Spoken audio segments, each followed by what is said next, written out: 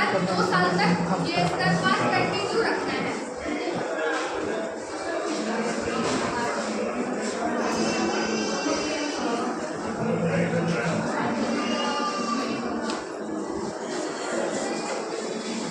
जैसा कि अब हम जानते हैं कि ब्रेस्ट फीडिंग यानी कि स्तनपान अगर माँ बच्चे को करवाएगी तो उसके क्या क्या फायदे होंगे। माँ जब ब्रेस्ट फीडिंग करवाएगी यानी कि स्तनपान करवाएगी तो वजन तेजी से घटता है। दूसरा है कि दिल की बीमारी कम होगी। दिल की अगर माँ स्तनपान करवाती है तो जैसे कि कार्डियक अरेस्ट वगैरह होता है तो वो सब कम हो जाएगा।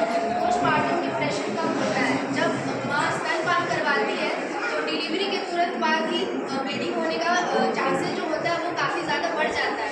तो माँ स्तनपान करवाएगी ना तो पोस्टमार्टम डिप्रेशन कम होगा।